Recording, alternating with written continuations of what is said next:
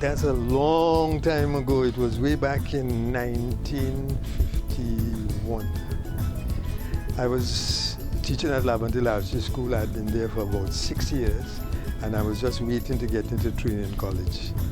And a guy called Clarence Meader, God bless his soul, he said to me, Freddie, I understand you're a teacher now. You went to Nelson Street Boys, from ABC Cattle Crab to college exhibition. I said, yeah. And we have a group called Nelsonians Cultural and Debating Club, and we'd like you to come and join. And we have a drama group and so on. I said, boy, this drama and me, I didn't play that, boy. I don't want to go on stage because people look at me and I'll feel very stupid being on the stage. So he went away very sadly, but he was very persistent.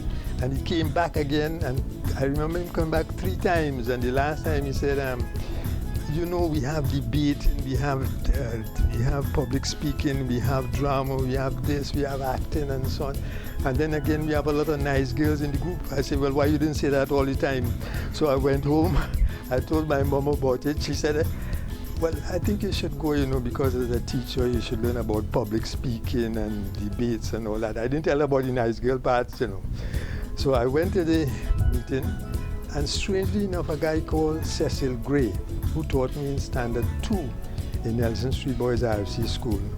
And remember in those days that Roberts, he was a big playwright at the time, and he would do plays with the children from the school.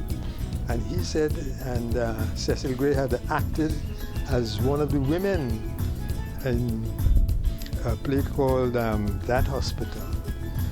And I was a boy at the time, and I spoke to him, and they sent me to talk to him and ask him if he was a woman in the play. And he said, yes, he was, and so on.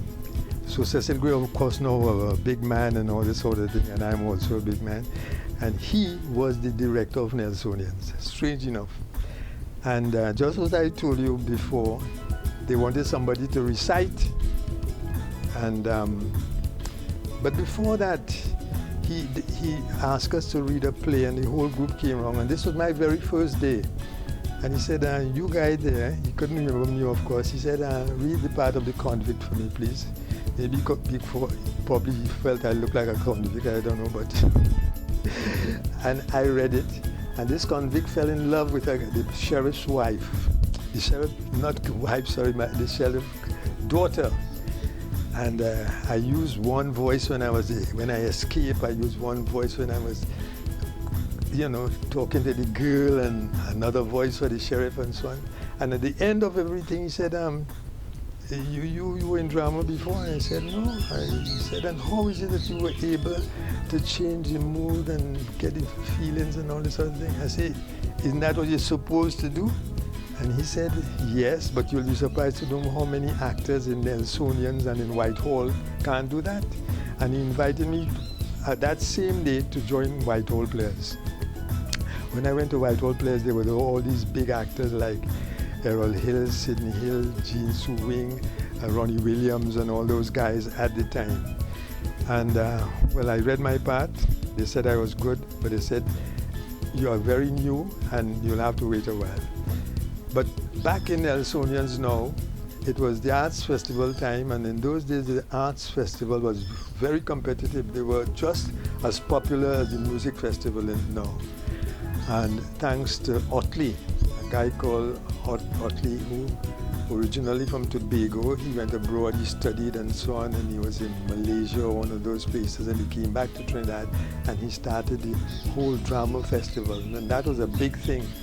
But of course, you're reciting Shakespeare and those things. But nobody knew Shakespeare except myself. So they sent me up. I was only in the group for about 2 months, if that much. And I recited 2 passages from Shakespeare, to be or not to be. And oh, that this too solid flesh would melt.